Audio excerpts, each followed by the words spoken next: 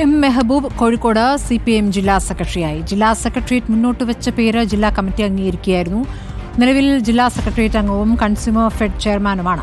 47 അംഗ ജില്ലാ കമ്മിറ്റിയിൽ 2 സ്ത്രീകളടക്കം 13 പേർ പുതുമുഖങ്ങളാണ്. AK അഭിലാഷ് വിവരങ്ങൾ നൽകും.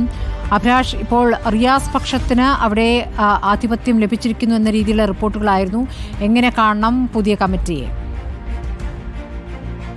സ്മൃതി, 10 വർഷങ്ങൾക്ക് ശേഷമാണ് കോഴിക്കോട് ജില്ലയിൽ CPMന് പുതിയൊരു ജില്ലാ സെക്രട്ടറി തെരഞ്ഞെടുക്കപ്പെടുന്നത്. കാരണം കഴിഞ്ഞ 9 വർഷമായി P മോഹനനായിരുന്നു ജില്ലാ സെക്രട്ടറിയായി തുടർന്നത്. അദ്ദേഹത്തിൻ്റെ 3 ടേമുകളും അതോടൊപ്പം തന്നെ 10 വർഷവും പിന്നിടുന്ന ഘട്ടത്തിലാണ് M മെഹബൂബിനെ ഇപ്പോൾ സെക്രട്ടറിയായി തെരഞ്ഞെടുത്തിരിക്കുന്നത്.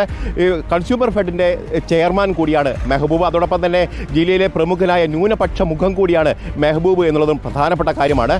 അതോടൊപ്പം തന്നെ 47 അംഗ ജില്ലാ കമ്മിറ്റിയെയും തെരഞ്ഞെടുത്തിട്ടുണ്ട്.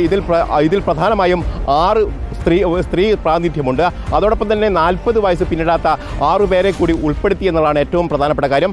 11 പേരെ ഈ കമ്മിറ്റിയിൽ നിന്നും ഒഴിവാക്കുകയും ചെയ്തിട്ടുണ്ട്. ഇതിൽ പ്രധാനമായും KV പ്രമോദിനെതിരെ പരാതി നൽകിയിരുന്ന പ്രേംകുമാറിനെ ഈ കമ്മിറ്റിയിൽ നിന്ന് എന്നുള്ളതും ശ്രദ്ധേയമായ കാര്യമാണ്. കാരണം ഒരു അച്ചടക്ക നടപടിയുടെ ഭാഗമായിട്ടാണ് ഇത്തരത്തിലൊരു നടപടി ഉണ്ടായിരിക്കുന്നതെന്നുള്ള സൂചനകൾ തന്നെയാണ് പുറത്തു വരികയും ചെയ്തത്. അതോടൊപ്പം തന്നെ ഏറ്റവും പ്രധാനപ്പെട്ട കാര്യം എന്നുള്ളത് ഈ സമാപന സമ്മേളനത്തിൽ മുഖ്യമന്ത്രി കോൺഗ്രസിനെയും അതോടൊപ്പം തന്നെ BJPയെയും മുസ്ലിം ലീഗിനെതിരെയും ശക്തമായി രംഗത്ത് വരുന്നതാണ് കാണുന്നത്. കാരണം BJP സ്വീകരിക്കുന്ന വർഗീയ നിലപാടുകളെ പ്രോത്സാഹിപ്പിക്കുന്ന നിലപാടാണ് കോൺഗ്രസിൻ്റെ ഭാഗത്തു നിന്നുണ്ടാകുന്നത് എന്ന് അദ്ദേഹം പറയുന്നു. സമരസപ്പെട്ട് പോവുകയും ചെയ്യുന്നു. അതോടൊപ്പം തന്നെ ഇതിനൊരു മാന്യത, വർഗീയതയ്ക്ക് ഒരു മാന്യത നൽകുന്ന നിലപാടിലേക്ക് കോൺഗ്രസ് മാറുന്നു എന്നാണ് ഏറ്റവും പ്രധാനപ്പെട്ട കാര്യം. ഇതിൽ ഏറ്റവും പ്രധാനമായി അദ്ദേഹം പറയുന്നത് പാലക്കാട് തെരഞ്ഞെടുപ്പിൻ്റെ വിജയം UDFൻ്റെ വിജയം അവകാശപ്പെട്ടത് SDPയാണ്. അതിലെ നേരവകാശികളായി അവർ മാറുമ്പോൾ പോലും കോൺഗ്രസ് നിശബ്ദമായി നിന്നു എന്നുള്ള കാര്യം കൂടി അദ്ദേഹം വിമർശന സ്വരേണ പറയുന്നുണ്ട്.